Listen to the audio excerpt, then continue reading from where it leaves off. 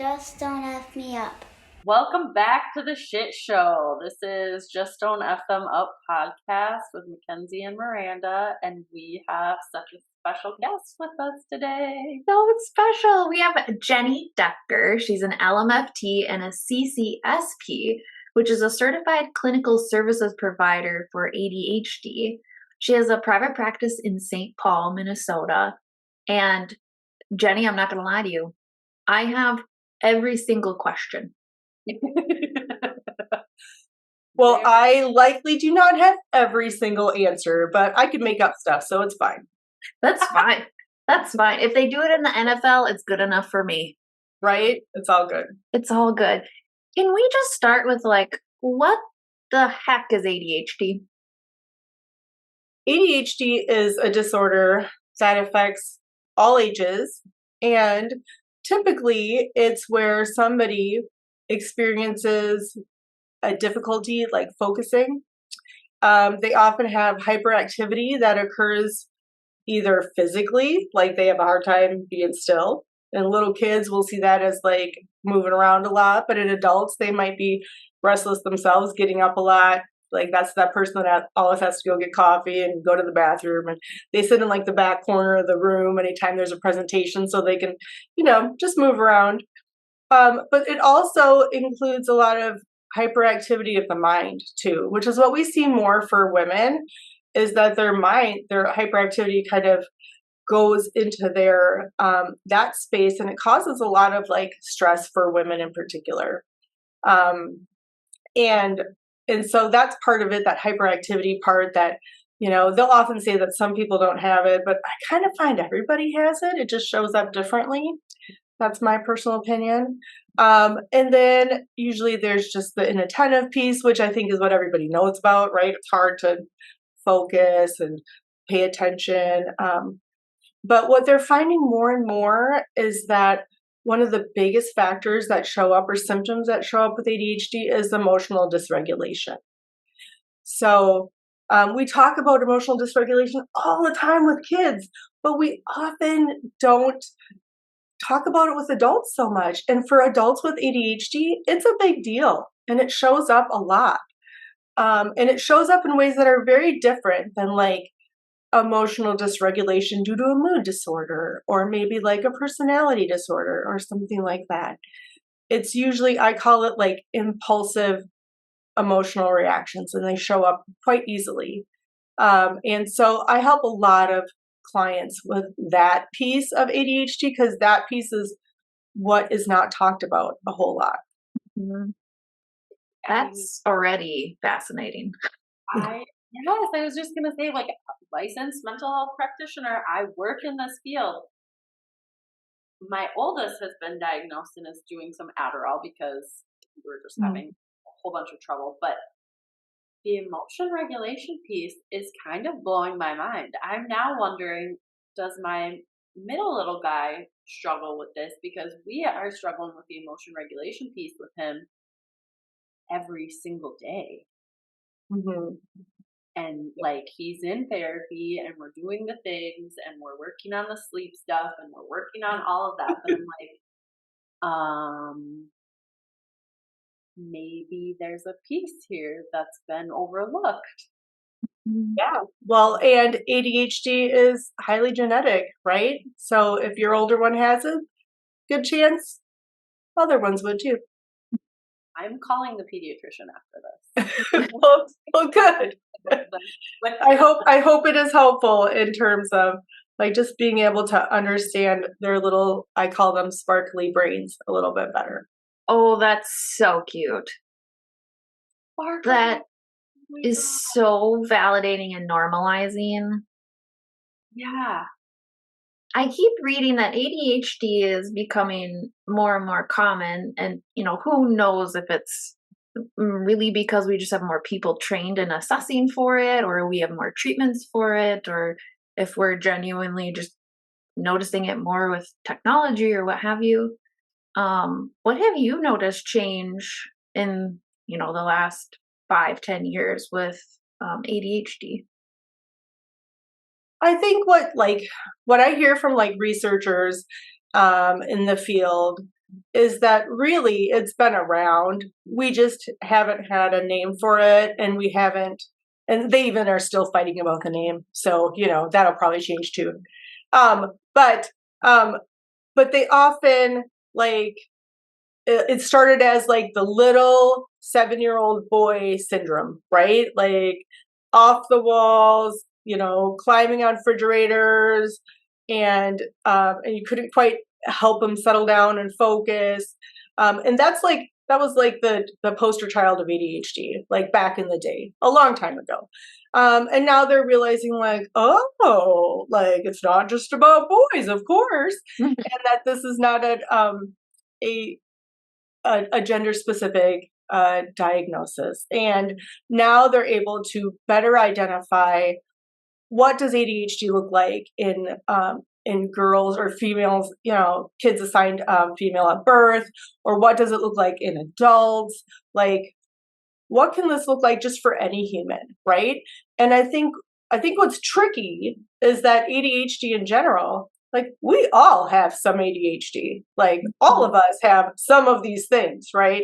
I would say like mothers and parents, like we're even further on the spectrum than other people, because holy cow, like those kids are distracting. So anyway, so what they're realizing is that they're just better able to like figure out nuances in behaviors, and they're learning how to test for it better. I don't think we're there yet, but they're getting better. And they're really starting to even look more at adults too. Like we missed these kids 30 years ago, right? But now we're like, okay, like this is actually, we didn't know what this was then. And now, now we can actually help, and we can provide a lot of relief. I would say like for adults in particular, I was diagnosed at 44 or something. I don't know. I can't remember. I have ADHD, so it's something like that. And what I can tell you is that like most adults that get diagnosed, they just are so relieved.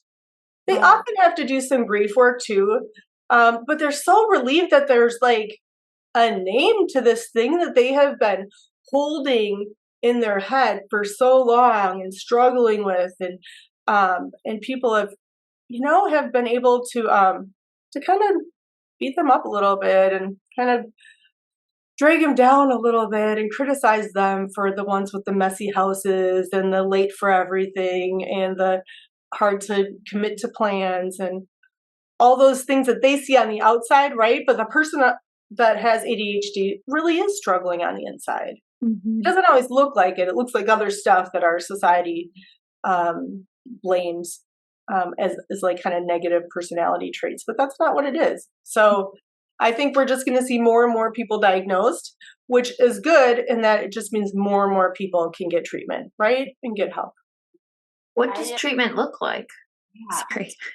Yeah, it looks like a lot of different things. Like, do you want to know more about like the kids side or like the adult side or both? All that you have, Jenny. Okay. Okay. All right. How much time do we have? Let's start off with the little guys. When it comes to like any kids that are like, 5 and below, when we see that, it used to be like, well, we don't diagnose this before 5 years old, right? Yeah, that's what I thought. I know, and probably it's in like the dumb DSM or something. It is in the dumb DSM. Yeah, it is. It's so dumb. But what happens is there are kids under 5 that really do struggle with ADHD, and we can sometimes observe it very young. And when we do, it often is that emotional dysregulation. That is usually kind of the big symptom that parents and like preschool teachers see. And at that age, I strongly recommend family therapy and occupational therapy for the kiddo. So I didn't know much about occupational therapy until like, I don't know, a while ago. Anyway, I worked in a day treatment organization for little ones, and we had an OT on staff, and she was like the magician of all the people. I was so impressed. I was always was already like finished my master's and I was not at this point going to go back to school. But if I were to go back to school, they are amazing what they can do with OT. And they can make it so fun for kids to become more in tune with their own bodies, right? To be able to pay attention to what's going on, to learn what kind of sensory diets help kids feel calm and good in their space and with their providers. So anyway, so with little ones, I recommend OT for the individual piece and family therapy to help the parents. It's more, more about the parents and less about the kid, in terms of just creating a more ADHD friendly home for this kiddo, creating ADHD friendly routines and structures so that this kiddo can be successful and the parents don't have to feel so stressed out. So that's like little ones, and that kind of treatment I would say goes all the way up to like 8 or 9 years old. And I would recommend OT for all those ages. And actually OT is really great for kids that are on the autism spectrum too, right? So a lot of kids that also are on the autism spectrum also have ADHD. That's very common comorbidity. And those kids really benefit from some OT around that emotional regulation and sensory piece. How do we access OT services? Usually, it depends on somebody's insurance, but typically people use insurance, and typically providers will take insurance. And that's different than the therapy world, right? The therapy world can be all over the place, mental health wise. But OT, you usually would get a referral from your primary care provider and to a place that provides occupational therapy. And there are numerous clinics in the Twin Cities that provide that, and they're just great. So, yeah. And if the primary care person doesn't know, then call me and I'll tell you who to go to. So Everybody call Jenny Decker. there you go. No big deal. Actually text me or like email me. I'm not into calls. Yeah. Okay, I have one more question before kid stuff. Absolutely. Before we move to adults. Is it true that when you're diagnosing, and I don't know if you do the diagnosis, but that the kids have to have these issues showing up in more than one environment? Or can it show up like for example, if a kid really struggles like emotionally at home and has a really hard time keeping it together at home, but does really well in school? Right. So I personally do not feel confident enough to diagnose ADHD in kids in a way that would be the medical diagnosis they could take to a primary care doctor or a psychiatrist to get medication. Because I'm not qualified in that kind of diagnostic training. But I do sometimes diagnose adults because that's a little bit different, and we know, of course, there's more risks with kids and medication stuff. When it comes to kids that possibly struggle only at home, really, or in social situations, but not at school, they still can have ADHD. And that is so common. And that is probably most of my clientele. Most of my clients, the kiddos struggle at home. And we see this not because the parents are bad parents, not because this home is chaotic and not appropriate, like rules or expectations, but usually because they go through their school day and they are just holding it together all day, right? They are aware enough that their behaviors need to be in a certain range in order to be accepted, to not get into trouble, to not feel embarrassed. And so they kind of like, I think of like a pressurized container, right? And they like hold it all in all day. And often we see a lot of people pleasing, especially in kids with ADHD. So like that'll show up at school, right? So then they want to people please the teachers. So, these parents will go to school and the teachers will be like, oh my gosh, I wish I had 100 of your like little Ali's or Trey's or Alyssa's, right? And then you're like, are we talking about the same kid? because my kid like can't handle one feeling at home without like hitting a cupboard or, you know, like screaming all over the place. So what we see is these kiddos, they get home from school and they can't hold the pressure on that tank anymore. Mm. And they know that they're in a safe place and that even if they act like little bitty jerks, we're going to just still love them anyway. Oh my gosh. This is exactly what is going on for us. Like, exactly. They tell me all the time that he's so wonderful and he's such a good helper and he picks up really nicely and he this and that. And literally some days he can't even make it to the car before he starts melting down. Yeah. Like, he'll run away from me at school, or he'll run up to me and kick me out of like I'm picking him up for the day. Right. He comes up to me and kicks me, or things like that. And I was like, before this, thinking, okay, well, he's not showing up at school, and I've been told before the same behaviors have to show up in more than one environment, otherwise it's not true ADHD. And that is so validating. It makes so much sense. I go to work and put on my like best self, and then sometimes there are days where like 5 o'clock hits and I'm like, I'm burnt toast right now. Yeah. And you're not always your best self with your family, right? That's my safe space. Like you said, like that is, if I say the wrong thing, do the wrong thing, act a fool, then they're still going to love me and accept me. Yep. Yep. We'll use our therapy skills and try to repair the best that we can, right? Yes. But we don't lose it on our clients. Right. Sometimes the second I turn off the Zoom, my head goes, I'm like, ah. But I keep it together during that. And so, yeah, it does make a ton of sense. And like, I think that part of things, like, we're their safe space, we're where they fall apart. Like, that I think is more now common knowledge. Like, yes, they hold it together all day and then they lose it for us.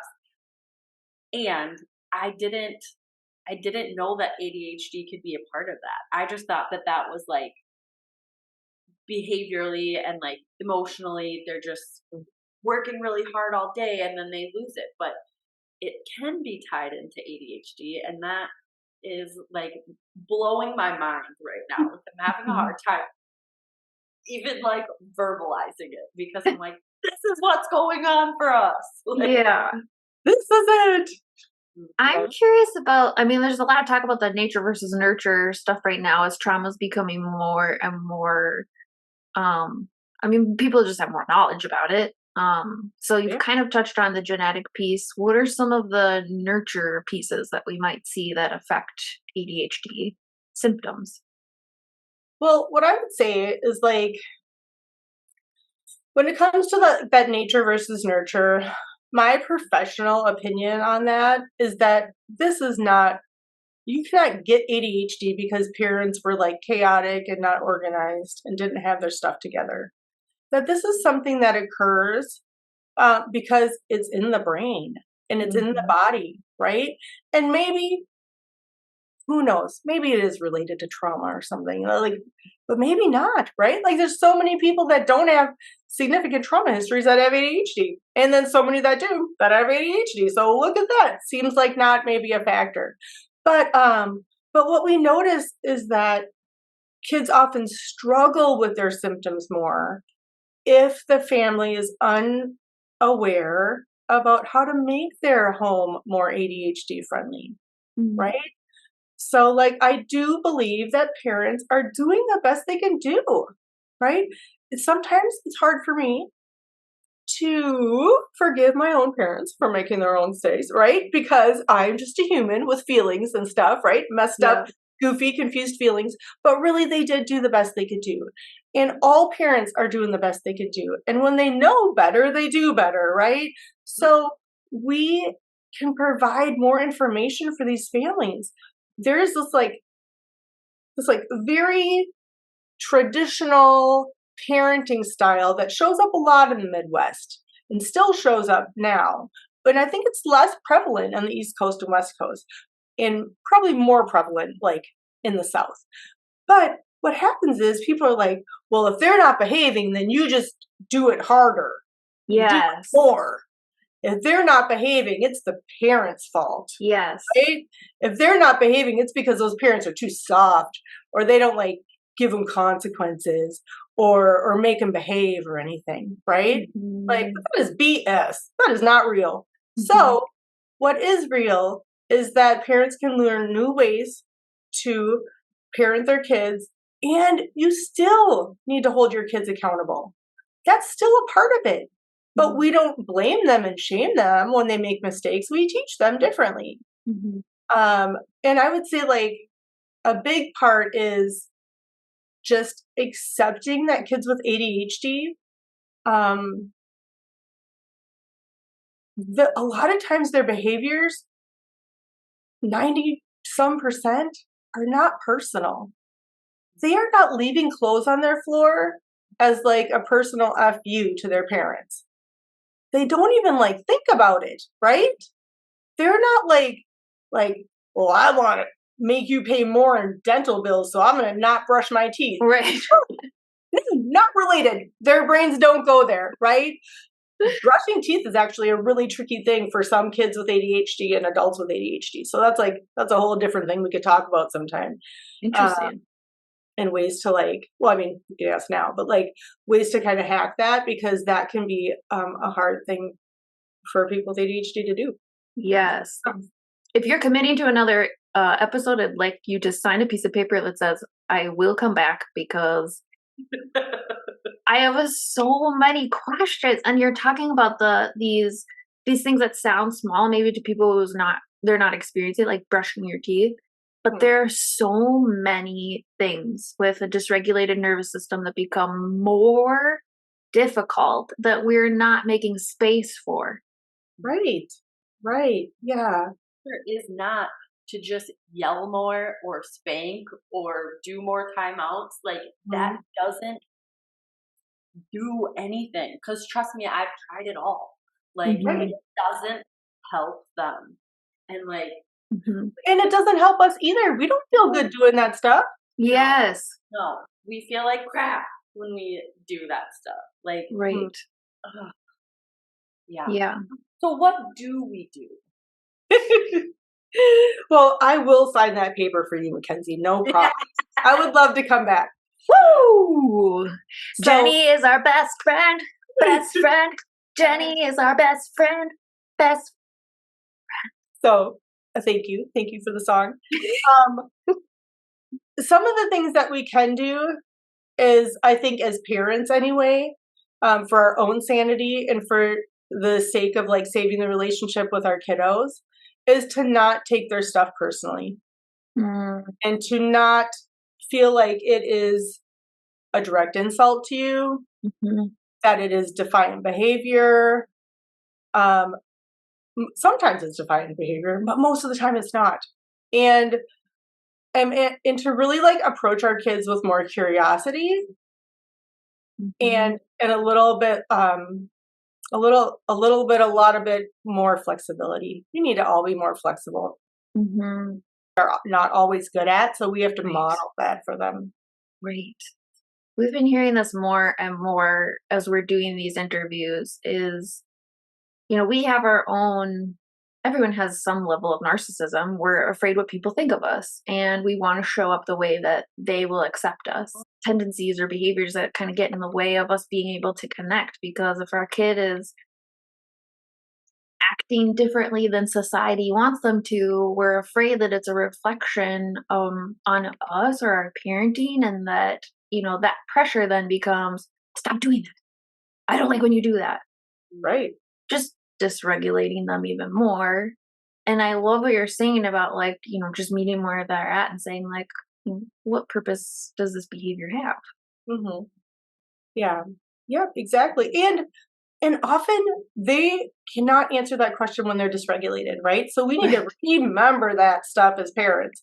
If our kid is yelling or upset or whatever, that I stole this from Lynn Lyons, anxiety expert, we as parents need to talk 85% less. we need to stop talking so much when our kids are upset and they're dysregulated. And we need to be the quiet, calming presence for them. 85% less talking. Absolutely. Yep. Okay, so we did an interview recently where we were talking about older kids, also like middle school age, Mhm. and she was talking about the same exact thing, like talk less, Yes. and that's so goes against everything inside of me. Yes. To overtalk them all the time. So, okay, we'll talk less, but what about validating like the emotion? Like I try really hard to be like, oh, I can see how frustrated you are about this. Like I can Yeah. see that you're really angry right now. I can see that you're really sad right now. Should that like be less also? I would say even that could be less also. Yeah. Sure. Yeah. Sure. So, like, and we as therapists, we are known to be talkers, right? I mean, we have to be good listeners, but also, like, with our own kids, we're going to be like, well, oh, you look really sad. Of course, you're disappointed that the balloon popped. And you know what? I would be disappointed too. And it just feels not fair. Everybody else has a balloon, and you already, I have talked way too damn much, right? So, like, what we need to do is we need to just say one thing and then shut up, right? Because as we keep going, we are only keeping going because of our own anxiety. Yeah, it's for me. It's not. Yeah. They don't give a flying fart what I have to say when they're Exactly. mad, Yes. dysregulated. Like, Yeah. Yes. Yeah. And I even say, like, when I work with families, especially with little ones, this isn't so much for teenagers, but with younger, 10 and under, if they're really upset, I want you to find a lower space to be in. I want you to sit on the floor or sit on a stool, sit on the coffee table, sit somewhere lower so that you are not standing above them and looking down and telling them how they feel. Right? Mhm. my God, yeah. So if you just say, man, that must be really hard, that's enough. We don't have to name that feeling in the moment. We don't have to do that because later, when they're not in that dysregulated state, that's the time to name a feeling. That's the time to talk about, oh, when you feel really angry, this is what happens, huh? Like your fist ball up or you just start getting really mad and you shake a little bit, right? We can talk about that stuff when they're not dysregulated. Mhm. Go ahead, talk all you want. They still won't listen to all the stuff. But like, it's not triggering and it won't make things worse. But when they're dysregulated, you don't want to be saying much. Wow. And same, if anybody is listening to this, same for me. If I'm upset, chew your beef. Right. No Yeah. one would be- I love that. I don't want to talk about it. I want you to get me chocolate and rub my back a little. Yep, exactly. Yeah. Okay, so I have another question Yeah. with something that I learned during another interview. Mhm. Talking about dysregulation in kids and how I'm really bad at brain science stuff, but when we're dysregulated, it's a different part of our brain that's activated, right? Right. And we were told physical, like touch, like gentle physical touch, can literally take your brain and focus on a different area, like a different part of your brain lights up and it overrides the activation Mhm. because that connection and that whatever happens is stronger. Is that okay? Should I do that? Or should You have to know your kid. You have to know Mm. your kid first. Yep. Not all kids want a light, loving touch. Mhm. A lot of kids, like on the autism spectrum, like that is creepy feeling to them. So if Mhm. you were to give me like a light hug, I can barely handle that. And I don't have autism. Like, I either want a strong hug or no hug. I kind of prefer no hug myself as an adult. Yeah. And I know that about myself now. And it took a very long time to figure that out. Our kids, we need to talk to them about what feels good when they want to be comforted. And we should ask them ahead of time, because some kids can really become more dysregulated if there is touch. So we have to be aware of what it is that works and doesn't work. And sometimes when your kid's little and they're not like super verbal yet, like that's just trial and error, right? Like we're just doing our best. And sometimes it'll feel differently, maybe one day versus another day, right? So what I kind of think of is when you have the littler ones that still want to like crawl into your lap or sit on, sit and be held or something like that. You want to be that safe receptacle for their big, overwhelming feelings.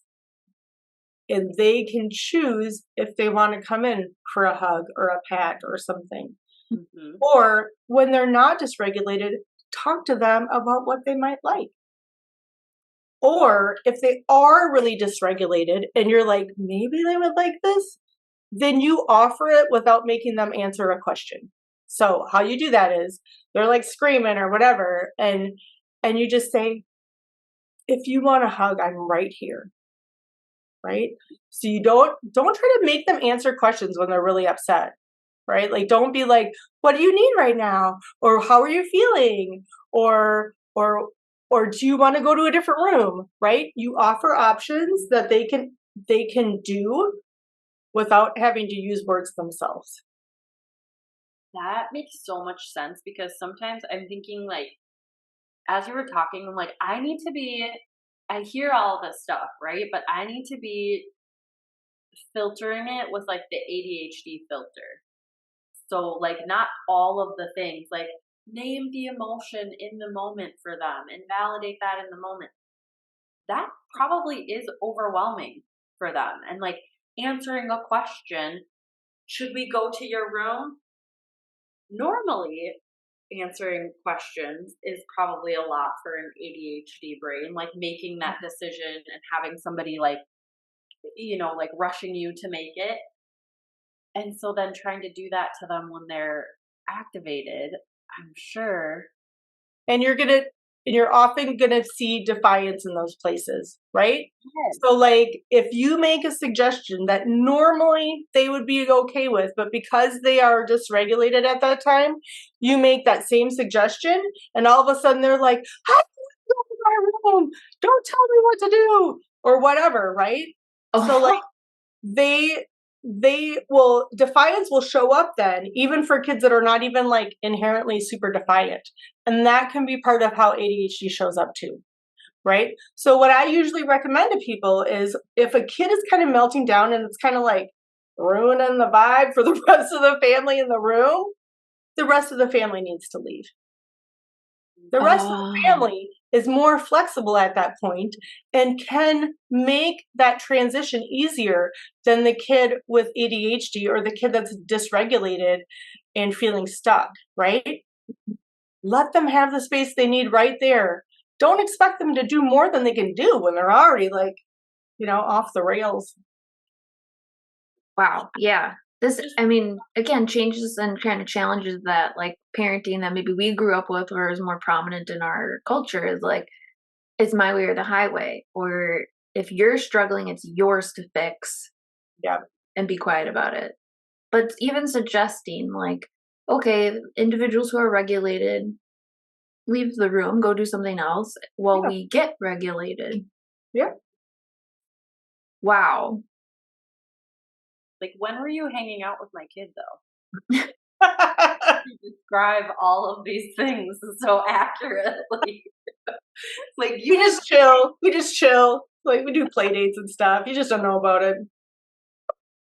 Hilarious. Oh my gosh. I'm that go bow. Shoot it about.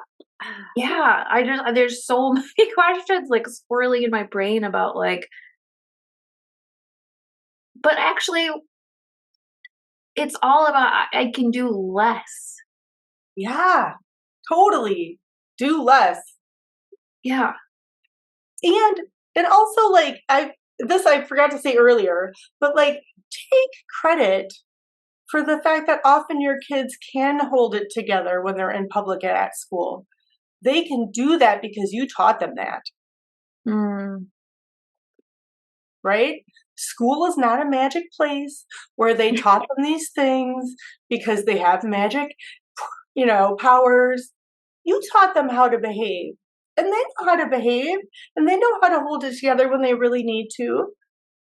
And sometimes they just can't hold it together anymore. Or they need it to not be such a rigid environment, right? School is rigid. Mm-hmm. Not a lot of flexibility there. So we have to be more flexible at home to make up for that. Balance. Yes, and that fits so well with like we've been talking about recently, just where things are here. Like mornings are not easy here, and I've been saying like it's fine.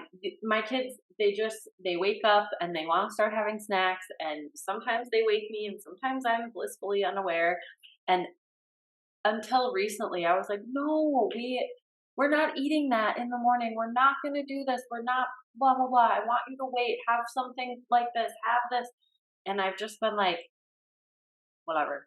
Keep it in the kitchen because you're gonna eat. You're not gonna come wake me. You're not gonna, make Right. yourself a nutritional breakfast. You're gonna have a snack and you're gonna have whatever the hell you want, even if it's 4:30 in the morning. Right. And it's honestly been way less stressful, definitely for me, and I'm assuming for them also. Now that I've just been like, "Okay, have a snack." Right. Yeah. Yeah. Do it. We could not, cannot, and should not micromanage our kids when we're not around. Like, how does that even like, right? Like, if you're like taking a shower or sleeping or whatever, we need to let that stuff go. They're okay. There's a really good book if you want to know like food stuff. Maybe you've heard of it before, How to Raise an Intuitive Eater Okay. by Oh. Sumner Brooks and Amy Severson. It's very good. It's very long though, so I use Audible.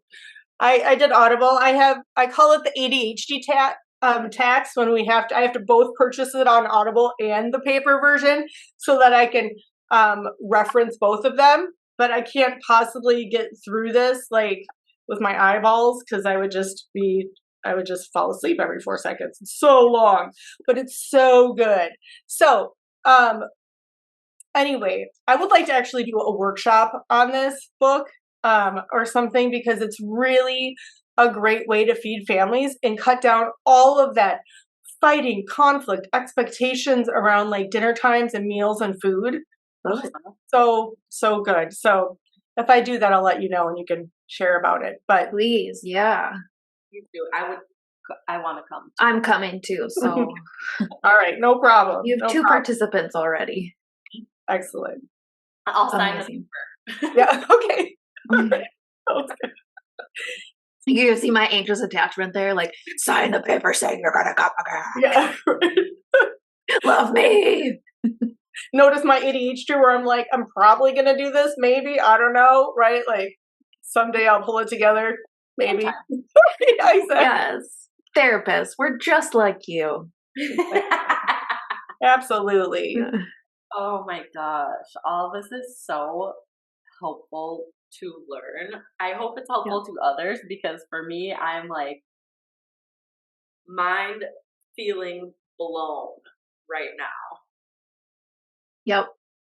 Again, so validating, normalizing, like it's okay. This is okay. It's gonna be okay. Absolutely. And let's go further than that.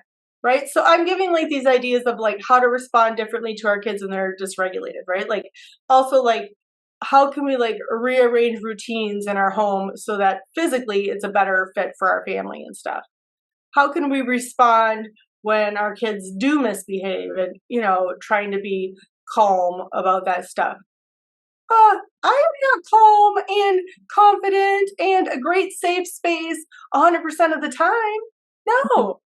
If you can do that like 25% of the time, a third There of it is the again. time, 25% of the time. yeah, just aim for it sometimes, right? We don't need to do this 100% of the time. And if you respond like a normal human with indignation and rage when your kid like throws mac and cheese at you, like that's okay. You don't need to shame yourself about it. You know, and be like, oh, I shouldn't have been so mad. Yeah, it's no fun to get food thrown at you. It's disrespectful, right? And if you can sometimes be that calm presence for your dysregulated kid, that'll be great. But don't expect it all the time. It's not realistic. Mm. And I tell clients all the time, and I need to like probably tell myself this. That's like the story of my damn life. But like it's okay for them to see us lose it sometimes because we're not robots. And like Absolutely. it's okay for them to have that experience with It's us good. It is good Yeah. for them. because they're gonna have it too. They lose their shit and they get ragey and they throw macaroni at us or all over my damn house.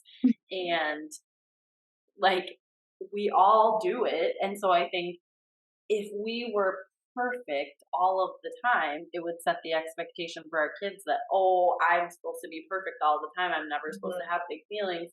And if I do, then that's like bad or wrong or whatever. And so it normalizes that experience. And then we model how to move on and then we do that. Right. And we model how to repair, right? Oh my gosh. If we could like, if I could teach my kids like one of the top 5 things before they leave my home when they grow up and someday leave, I don't want to think about it, although it'll be great. When they do that, I want them to know how to repair, right? I want them to know that it is okay to make mistakes and it is awesome to explain to someone that it was not intentional and that you can work on it, right? Like that is so much power comes in there, right? Like in terms of they don't need to carry with them that ridiculous concept that they need to be great all the time, that they can never make mistakes, or if they do, that it means that they're bad or flawed or not good. That's one of the main issues with ADHD in adults, right? If they especially weren't diagnosed till later, then they just internalized all this stuff and they brought it with them as shame. And they just were like, well, I'm lazy, I'm disorganized, I can't get my stuff together, I can't get my ducks in the row because they're all squirrels and they're all, at a disco party. Like it's okay. It's okay. You don't need to internalize that stuff. That stuff is not realistic or even important, right? Like it's not important to be on time all the time. It's not important to always know what you're going to say and how you're going to do it. We can teach our kids how to be beautifully messy humans, right? Yeah. And it's okay. Yeah. Yeah. Jenny, thank you so much for just sharing your extreme amount of knowledge in this and creating such a safe space to talk about. I mean, you maybe saw Miranda in my head going like this the whole time. I hope anybody listening to this also feels very validated and it's okay. It's going to be okay. Like that normalization piece. And it's just about like, again, like creating a safe space for your kiddos and helping them regulate. Next time, I really want to ask you about uh, access to care, IEPs, like Okay. resources, that kind of stuff. Plans. Yep. Yeah, and just kind of, how can we do better for our community, both kiddos and adults? How can we do better for them? How can we help them? How do we navigate? Because being in it myself, I've like we've been on the list at Children's for a eval since I think April. Mhm. And I just was touching base. I sent a message through the portal this week because I was like, hey, so still needing this evaluation. Like, what's the status here? Yeah. So, yeah. And I'm in this field. Like, I do this, and I still can't feel like I can get my hand around how to navigate this and like how to get these, even just the evals. Like, how do I get the eval that I need to like get the diagnosis and have somebody say like, no, this is anxiety, or no, this is ADHD, or no, this is this, or whatever. So we like can put some direction to the therapy and the Mhm.